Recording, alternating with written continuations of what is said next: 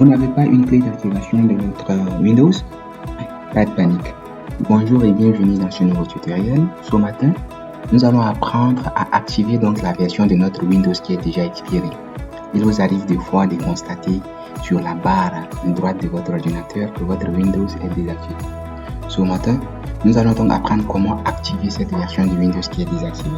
Vous savez, chaque constructeur, sinon la plupart des constructeurs intègrent dans leur BIOS une clé d'activation de Windows qui est donc installée. Ça peut être les fabricants HP, Dell, Acer, Lenovo, ainsi de suite.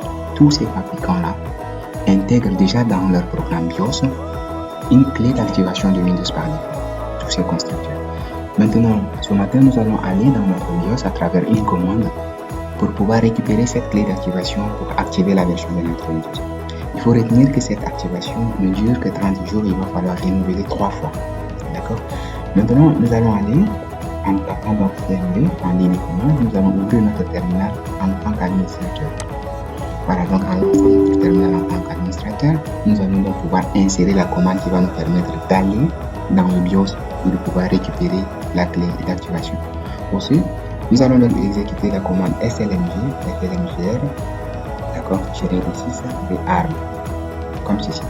En tapant donc cette commande, nous nous rassurons que nous sommes en train d'aller vers la mémoire de notre BIOS pour pouvoir récupérer la clé d'activation de notre Windows. Il va falloir donc valider. En validant, ce message va apparaître. La commande a été bien exécutée. Comme la commande a été bien exécutée, si votre version de Windows n'a pas encore été craquée, vous allez remarquer que l'écriture qui affiche donc l'expiration de votre clé d'activation de Windows va disparaître. Ceci ne va marcher que lorsque vous allez redémarrer votre ordinateur. Moi, la version de mon Windows est déjà craquée, donc vous n'allez pas voir le message ici énorme. Mais dans la plupart des cas, le message se trouve donc en angle droit ici. Voilà donc comment on peut résoudre ce problème d'activation de Windows. Dans un nouveau tutoriel, je vais vous montrer comment craquer donc la version de son Office combinée avec la version de chez Windows.